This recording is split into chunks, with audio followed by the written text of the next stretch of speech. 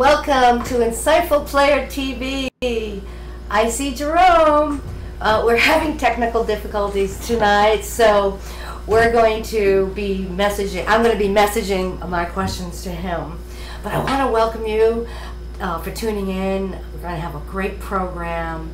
And for those of you that have never heard about Insightful Player is a bold movement of hope where we've married together NFL great role models and have a really wonderful message to share and really want to reach kids with kids that are in need, because kids today don't have enough support, they don't have enough leadership. Parents have way too many demands on them today, and we all need to chip in and help.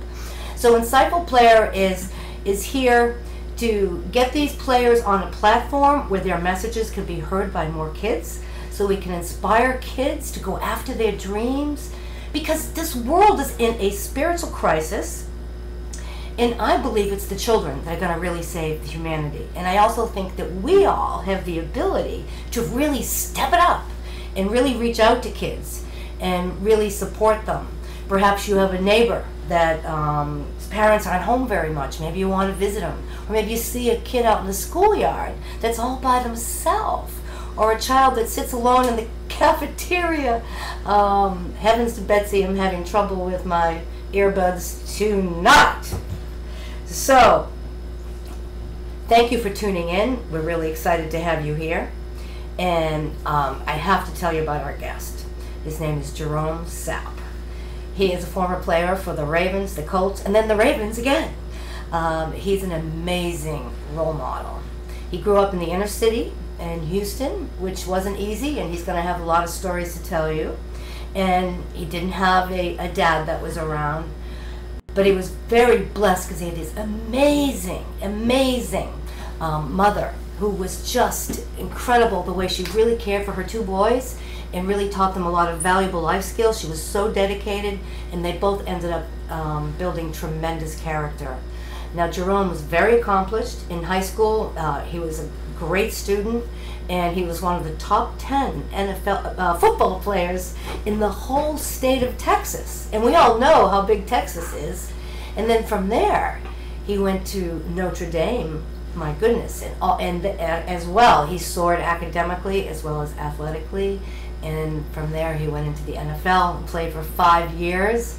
And since he's been out of the NFL, he started 2 businesses. So he's going to tell you all about that too. He's a tremendous role model, and I think he's one of the wisest people I've ever met. And I believe he was wise back in get-go when he was a kid in Houston. So you have a lot to look forward to with learning from Gerome Sapp. So welcome, Jerome. Oh, by the way, I have to message back and forth. I just wanted to remind you, so if you hear a little bit of, there's a little downtown while I'm doing the messages, my questions to Jerome, I apologize. But it's worth the wait, because he's great. Okay, I'll tell you a little bit about my upbringing. Like Chrissy just mentioned, I was born and raised in Houston, Texas. My mom raised my brother, my sister, and I as a single parent. She did the best job she could do, which was an amazing job, actually, teaching us a lot of the principles of success, principles of, you know, what it is about you compared to someone else that makes you different. Not necessarily better, but different. And using those differences as a benefit. So I had a really great upbringing. We didn't have everything we always wanted, but we always had everything we needed. The question is, what did I learn from sometimes not having electricity or water? I learned you got to pay your bills on time, or else they'll turn it off. No, there were times growing up when we didn't have running water or electricity in the household.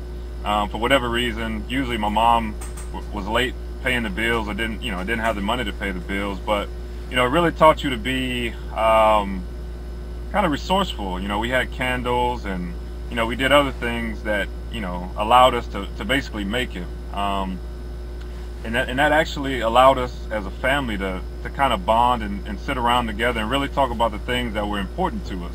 Obviously electricity and water are important, but then you learn how to talk about how your day went, or what did you learn today, and things of that nature, to really grow a bond between your siblings and obviously your parent. How has being resourceful helped me? Being resourceful is key. You know, I've been at the point in my life when I had literally nothing, and I've been at the point where I've had everything I could ever imagine. But whether I had everything or had nothing, you always have to figure out ways of being resourceful. Because, you know, resources, you know, they won't always be there. So whether you're talking about being resourceful with the time of people around you that you love and you cherish, you know, you have to be resourceful with it. You can't take it for granted. Whether it's making a lot of money playing in the NFL or whatever you do, you have to be resourceful with it. And it just kind of teaches you the value of things. You know, a lot of people lose the value of $1 when they start making a bunch of money. And that's the worst thing you can do, you know, because at the end of the day, $1 will always be $1, you know, whether you have $1 or $1 million. So, you know, I think those are the fundamentals that really shape me to really have a perspective on what things really are and what they mean in the big picture of things. Actually have a funny story to tell about a time when food stamps actually fell out of my shoe. I remember my mother giving us food stamps to go actually get some groceries, but my brother and I, we could never pass up a good game of football, pickup football. So on the way to the store, we stopped and played a pickup football game with the neighborhood kids.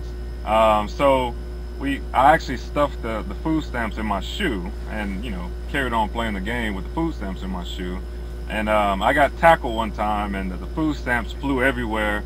And I just remember the kids laughing at the food stamps or whatever. And I just remember feeling, you know, just the first real sense of being embarrassed about financial, you know, what I didn't have compared to what other people had. You know, that was the first time that really stood out to me that, you know, we actually weren't as financially well off as people around us. Now, at the end of the day, it wasn't a big issue, but I think that was the first time in my life that I realized that I wanted to really make sure that I never needed to have food stamps again, because I remember that feeling that I had from the kids laughing at me about it. And, you know, obviously, don't get me wrong, not that there's anything wrong with food stamps. If, you know, people need help, and obviously that is a great way the government provides help to people with food stamps. But I just remember thinking, whatever I do, you know, I just want to be successful enough to never need food stamps. So it stuck with me for all these years. How do you work through being positive? Or, you know, how do you work through a situation like that? Well, you know, at the end of the day, I think it really comes down to my upbringing. You know, my mom would always say, "This too shall pass."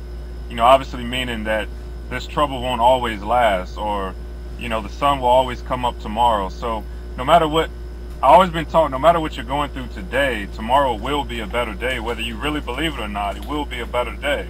So, and you can apply that to any situation in your life, and I have applied that to many situations in my life, just knowing that tomorrow literally will be a better day. So no matter what situation comes up or what obstacle, just keeping that simple concept and that simple saying helps me out a lot.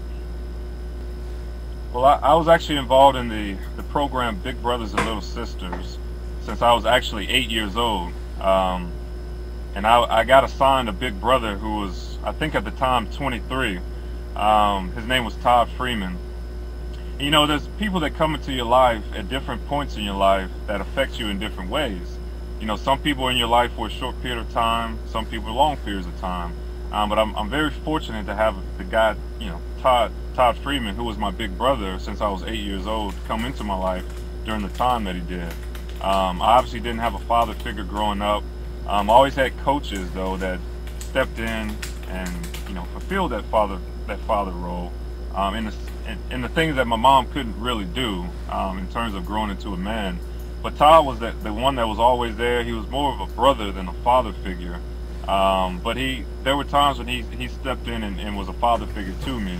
You know, never missing programs, never missing sporting events, giving me advice. And to this day, we still hang out and communicate. You know, we obviously do more grown-up things now than I did when I was 8 years old, but nonetheless, we still have a great relationships. And I've seen him go through girlfriends and, Seen him get married. I was actually in his wedding. Now he has 3 beautiful daughters. And it's just funny when we sit back and just kind of reminisce on our first meetings, and when, you know, he took me to McDonald's and I thought that was the best thing in the world. Now we go to, you know, pretty nice steakhouses sometimes and just laugh about the McDonald's incident. So, but like I said, you know, people come into your lives at different stages, and I think, you know, God sent him into my life at the right time when I was 8, when I needed that brother, that other brother, because I had a great brother growing up too, but that other brother slash father figure. I definitely, I think Insightful Players is a great program, and I think there's a lot of insight and knowledge that families can learn together. You know, I think, you know, it's not just about kids learning from athletes, but I think families coming together and reading some of the testimonials of myself and some of my peers who have just as great of stories, and, you know, have done just, you know, have been just as accomplished as I have. You know, I think they can learn a lot, you know, especially as a father, you know, talking to your son and pointing out, okay, well, this guy did it, and he came from some of the backgrounds that, you know, your peers or even you may have come from. So I think it's definitely a positive tool for mentoring kids and mentoring families, and just showing them kind of behind the scenes of people they've seen on TV and they've cheered for. So I think it's a great tool for families. I had a you know, it's important that you choose good friends, I think, especially kids growing up in certain environments, because as you all know, you know, the people you hang around with sometimes can be the people who influence you the most. So I was fortunate when I was growing up. I had a really good friend named Kool-Aid. His name was Roderick Babers, but we called him Kool-Aid. But I think we held each other accountable. We held each other accountable for a lot of different things. Instead of going out doing this or doing that, we were always focused on the next thing, which was, for us at the time when we met, it was getting into high school. And not only getting into high school, but getting into high school and excelling when we got to high school. And then obviously when we were in high school, the next thing was, you know, excelling in high school. And then the next thing after that was obviously getting into a great university. So we did everything we needed to do, from academics to workouts to staying out of trouble, to accomplish all of that. So I think, you know, back to the point, friends are important. No matter what stage in life you are, whether you're an adult or whether you're a child growing up, you know, pick good friends that you can learn from and you can benefit from, and not financially benefit, but you can benefit emotionally and mentally from. Coach Malowitz, you know, once again, like I mentioned, the coaches in my life played an integral part in me, I think, shaping a lot of kind of my work, more you know, my work ethic and kind of my attention to detail, I think. And one coach in particular, Coach Malowitz, he was a high school coach. Very hard man at when you first met him. You know, one of the type of person that you didn't really know if he liked you or not. And actually, he didn't really like most kids, to be honest with you. But you know, when you really got to know him, you realize that, you know, there was a lot going on in his mind. You know, his wife died of cancer. You know, he was left alone to raise his daughter. But somehow we ended up bonding. He ended up taking my brother and I to school some mornings because my mom worked and she couldn't do it in the school. You know, the city transportation it took us a long time to get to school. So long story short, we got to spend a lot of time bonding on those car rides.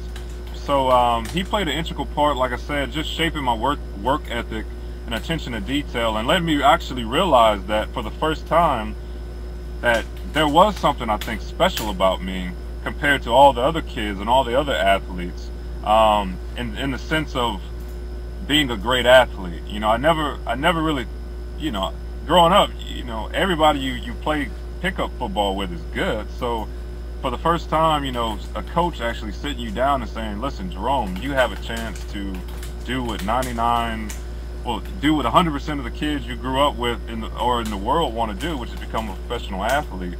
All you have to do is stay focused and make sure you handle the little things, because your athleticism is far and beyond everybody around you. And that, for the first time, was when I realized that I actually had a chance of of going on to college and possibly doing good things in sports. You know, exactly. You know, being compassionate to people, I think, is important. You know, people come at you in a lot of different ways, you know, and people naturally are hesitant and cautious of new people around them, which they, to a certain extent, you probably should be, you know. But learning from people, you know, no matter who they are, there's always something you can learn from them. And being compassionate in the sense that I can actually learn something from this person, you know, whether they're a panhandler or a CEO of a company, there's something always to learn. There's a story always to learn. So I think being compassionate to that point is important. Otherwise, you can miss out on a good message. And you know, just going back to Coach Malowitz, yeah, he actually did make me feel special. Because like I said, I never really thought of myself as a potentially, you know, going to a top D1 school. You know, it's kind of a microcosm of kids today. Their world is so compressed, and the world is what meets the eye. They don't know that the world is so much bigger than what they see and what they hear, and you know, the world is huge, and the opportunities in the world are so huge. So when my coach sat me down for the first time, like, listen, you have letters from the University of Miami to Harvard and anything in between, these schools are recruiting you. I was like, really? Wow. So yeah, I mean, that was the first time I was like, wow, well, let me definitely stay focused. So yeah, I mean, that just goes into perseverance and staying resilient. I mean, you know, don't get me wrong, you know, it wasn't a cakewalk. You know, there's always ups and downs in life. You know, they call it obviously the ebb and flows of life. You know, there's gonna be high times and low times. But I learned from a young age that the low times don't last long. You know, they may be vicious and they may take a lot out of you, but they're not gonna be here forever. And the same for the high times, you know. Not saying that high times won't be here forever, but that just allows you to appreciate the high times more, especially after you've gone through such tough low times. And for me to get from where I started in life to where I am now, you know, there was a lot of resilience and a lot of me just saying, you know, like I said earlier, this day won't last, you know. Trouble won't last always. So, you know, if I can do the things that I know that are right and do the things that I know that will get me to the next day and to the next level of success, no matter how hard and how draining and how difficult and daunting the task may be, I know that I'll be better off in the end. You know, I just think, you know, in terms of the kids today growing up, you know, there's so many external pressures, and there's always been external pressures, but I think nowadays in the age of social media and things like that, there's so many more distractions away from what's important, you know, like, and I mean, that fact hadn't changed ever, but I just think there's so many more distractions that kids can be sidetracked by. But I think staying focused and staying true to yourself and not what people want you to be or what you think people want you to be is extremely important. You know, and I guess just staying positive. You know, like I said, you know, if you're not positive, then life is just so much harder, you know. I mean, there's always a sign hang up in the weight room that said, you know, your attitude is 90% of the battle, you know, no matter what you're doing. So if you don't approach every task with a positive attitude, then you basically lost before you even begin. So, you know, if you can just believe that and understand that your attitude towards any situation is 90% of the battle, and if you have a positive attitude, then you're 90% accomplished in accomplishing that task or whatever, then I think, you know, you're well on your way, or at least 90% of the way to accomplishing it. You know, and I guess that kind of fits in with me going to Notre Dame. You know, I accepted a scholarship to University of Notre Dame, and I just remember for the first time that was the first time I was on my own, you know, like, and I knew that I couldn't afford to fly back home like a lot of the other kids did. So, I mean, I knew I'd only see my mom and my family maybe maybe twice a year. But, you know, it's funny, like, that didn't necessarily bother me too much, you know. But it really hit me when I was walking away from my mom at the gate at the airport. Back then, everybody can go through security and see your way at the airport. And I just remember crying for the first time in a long time, because I knew that was a changing point in my life, in the relationship between me and my mom, and and I guess just the changing point in a man's life, where he goes from a boy to becoming a man, because I knew Notre Dame was going to be the changing point in my life that took me from an 18-year-old kid to a man, and having to learn things that my mom couldn't teach me anymore, that I'd have to basically use everything that I learned in life to make sure that I made the right decisions. I knew that at that moment, that was when that happened. You always wonder when you're a kid when you're going to become a man, or when you're going to be forced to have to become a man. And at that moment at the gate, when I was leaving my mom, and I knew that was it, I was a college student now, and I was on my own, I knew that was that time in my life. And I think that was important for me. And it obviously allowed me to basically look at college in a new perspective, and actually take advantage of it, and actually grow and learn.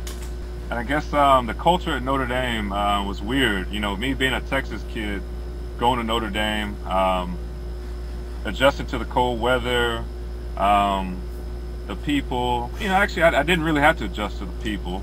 It was kind of funny. I felt the people had a harder time adjusting to me, because fortunately I went to a high school and grew up in an environment where, my high school was a mixed high school. We had blacks, whites, Hispanics, everything you can imagine. So it was nothing for me to go hang out with this racial group or that racial group, and it didn't really affect me. I mean, we're all people. But it was funny at Notre Dame. It was you get a lot of how can I say, people who haven't really been exposed to culture, which it is what it is. So them having to be my roommate and live with me in a dorm, it was never a negative thing. It was just actually pretty comical at times when people would ask me questions that they would assume that I would know the answer to, because I was a black kid from the South, But it was all fun though, looking back on it. But at the end of the day, like I said, I didn't have to adjust to that culture. That culture literally had to adjust to me, which was a fun time though, because we all learned from one another. Especially my roommate. My roommate actually had never talked to a black lady before until he talked to my mom. It was just funny kind of hearing his impressions of how he thought black women were in real life compared to how they really were. And times when my uncles would call and my roommates would pick up the phone and they couldn't understand what my uncles were saying because of the Texas accent, and just kind of the I don't even want to call it ebonics, because it wasn't even ebonics. It was just a different way of putting things or phrasing things. And just hearing my roommates just say, I think it's your uncle and I think he wants to talk to you. So it was just funny. It was all great though. I had a great time. I think as a culture and as humans, I don't think it's a cultural thing. I think it's as humans, we all assume different things, and we assume different things about different people, and specifically different races too. But I think it takes a big person to put assumptions aside and look at somebody for who they are. Naturally we will assume different things. That doesn't make you this or that doesn't make you that. That just makes you human, I think. But it takes a better person or a bigger person or a more mature person to set assumptions aside and really get to know somebody for who they really are. Because you learn a lot, and you learn a lot from somebody if you just talk to them sometimes. The guy may have dreadlocks, but that doesn't mean he's this or he's that. So I think that takes a mature person to do that. And it's weird, going into the NFL was a fun time for me, and I think that, like I said, just with every step in life, you take what you learned earlier in life and apply it, and it helps you. It should be able to help you. So not assuming a lot of different things about people and just kind of taking it as it came, I think that really helped me a lot in the NFL, because there's a lot of parts to the NFL, whether you're speaking of the business part, whether you're speaking about the competition part, or the partying part, you know. And there's a lot of different people and characters that you meet within all of those facets of the NFL. So just kind of taking people for who they are, and just enjoying it, as it came. You know, I think that helped me a lot. You know, I guess the question is, am I curious as to how or why I'm so accepting? I guess not really, you know, because I guess I grew up around so many characters of poor, you know, being poor, people around me who were addicts, you know, you name it, I've been around it. So, and I'm not even saying I can relate to it, but I know there's always another story that, you know, things are not always what they seem, basically. So, you know, with addicts, you know, just because it's almost like you can't really blame people for being addicts sometimes, because you don't know what happened in their life to draw them to being an addict. But you can blame them for staying addicted to something when it's hurting them. So I'm not necessarily always accepting of things. It's just I understand that there's always another story to it, another side of the story. And if you can just get to know somebody enough to learn that other side of the story, then I think that not only helps you, but it helps them. You know, because sometimes these people, they have nobody else. I mean, nobody really understands them, you know. So if you can just take a moment to let them know, well, you know, well, I know you look a certain way, or, you know, your past will say you will be a certain way, but there's something different about you, and I can see that. You know, like I said, you may not accept everything about him, but at least you understand to a certain degree. The question is, how did my siblings and I escape kind of the world around you? I mean, it's easy. I mean, I guess it's not so easy, but it's just decisions. You know, if you learn consequences to things from an early age, I think that helps you out a lot. My mom always taught us consequences. If you don't do this, and I tell you to do this, you'll either get a spanking or you'll be punished. But as you get older, the consequences go well beyond me, mom. The consequences go into, okay, you'll be in jail or you'll be dead. So keeping all that in mind, you know, no matter what came in front of me when I was an adolescent or whatever, I just remember those consequences. And, you know, I'm not saying I never did anything wrong, but I can tell you, if I did something wrong, I knew the consequences of what would happen if I got caught doing something wrong. But more times than not, I always stayed on the straight and narrow, if you will, because I knew that there were consequences to not doing that, you know. Whether the consequence was having to miss a game because I didn't, you know, I was academically ineligible, or more drastic, if I do this, I can go to jail, you know. Or if I roll with this group, I could go to jail because I'm not really sure what they're up to. So I think the problem with a lot of kids today is they don't have any sense of consequence. They may know right from wrong, but they don't have a sense of consequence for doing right or doing wrong. So I think that's at the heart of kind of doing what you need to do. You know, I guess in terms of consequences, you know, like I said, that is the root of kind of keeping you on the straight and narrow. If you understand the consequence of doing things, and you know, like I said, growing up, my mom was it was almost like she was a prophet. You know, when we were younger, she fed it to us as we could understand it. If you don't do this, then I'm gonna do this to make sure you do that next time. But like I said, as we got older, she made it clear to us that, you know, quote unquote, mama can't help you get out of certain situations the older you get. So you need to know what's right and wrong, and you need to realize the consequences of doing right and wrong. So, and there are some consequences that are really big, whether it be death or jail or STDs, you know, you name it. You know, she mentioned it to us. So, you know, I think she was very real and honest with us. You know, I mean, I know my mom, she realized that, you know, there was a reality and there was you know, there was an ideal world and there was a reality world, and she never sugarcoated the two of them. You know, ideally you do this, but in reality you're probably going to do this. So know the consequences of if you do that. You know, so I think that that helped a lot, and I think too, you know, just presenting people with options in life. one of the biggest challenges of kids today is they feel they don't have many options, whether that be because my mom, my dad, my uncles, my brothers, they didn't go to college or they're not doing anything with their life. So what makes you think I have the option to do something with my life, But if you let kids know that you have any option that you want, you just have to work hard for it and not get sidetracked by doing dumb stuff. And that goes back into knowing the consequences of what you're doing, because everybody knows right from wrong. I think that's huge. Just giving kids options that really create a vision for them to really see what the future can be. The future doesn't have to be what's in front of me every day. The future can be, anything. Anything you want if you work hard enough for it. And I play with a lot of people who came from a lot worse situations than me, and yet they made it. So I know that it can be done. I did it, and like I just mentioned, a lot of people that I know have done it. So just instilling that in kids and allowing them to see a bigger picture and a bigger vision is important. When I was at Notre Dame, I was a finance major, but I always realized that I wanted to do something business related. I want to own my own corporation, not just a business, a corporation. And in my mind, the difference was a corporation was big, and that, it's big. It's big time.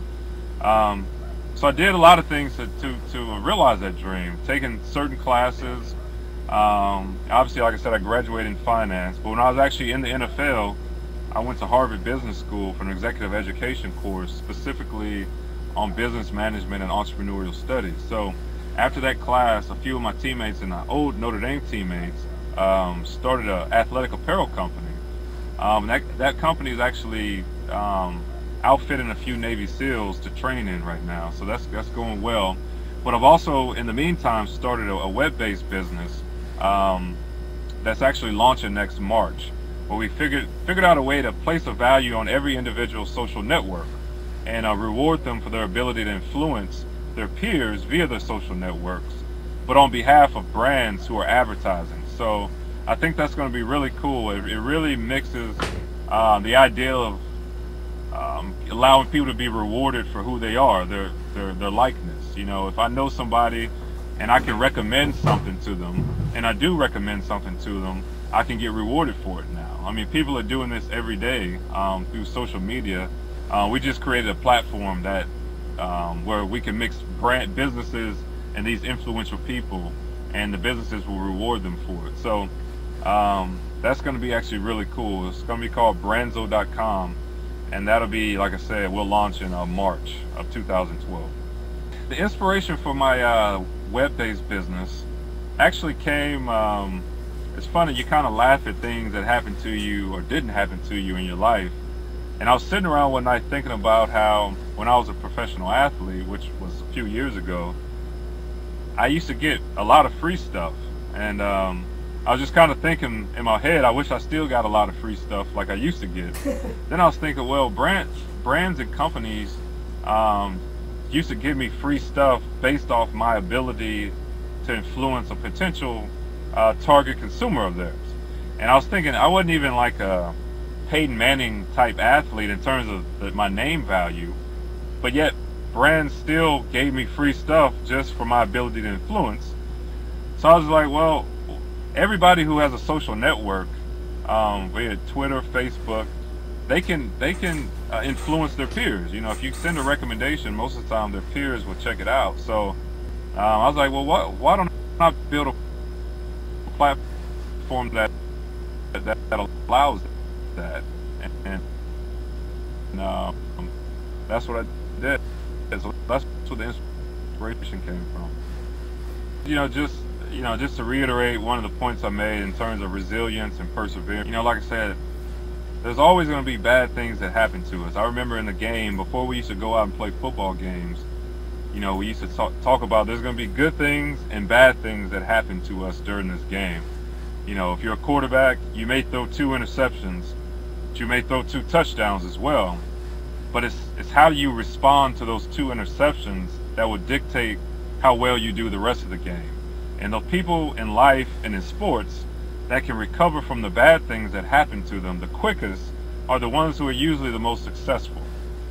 So just keep that in mind. There's always going to be good things and always bad things that happen, but it's how you respond and how quickly you can respond from the bad things that happen to you is what usually makes you more successful in life and can appreciate the better things that are happening as well. So I guess I'll just leave you with that. All right.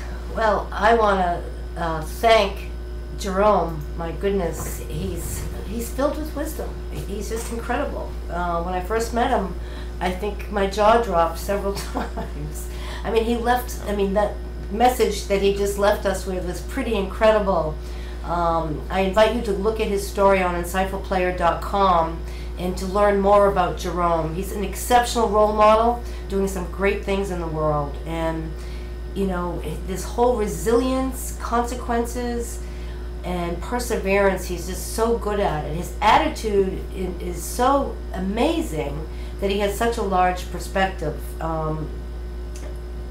which really gives him the ability to just go further in life. So I hope you really enjoyed him. I want you to know we're going to have him back really soon when we don't have that technical challenge, so we can interact and you can interact with him.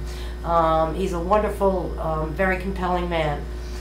So I want to thank you for tuning in and putting up with this technical snafu tonight, but I hope you could hear clearly his beautiful message. And next week we're going to have on Ben Utek. Ben Utek is filled with grit and grace. He is a former NFL player for the Bengals and the Colts, and he's also a professional singer. And hopefully he can sing a few bars for us. He's a beautiful voice. He's very talented. And he, too, has some great stories to tell. But I want to thank Gerome Sapp. He's an incredible role model, and we will have him back on soon. So thank you all very much for tuning in, and we will see you next Tuesday. Good night.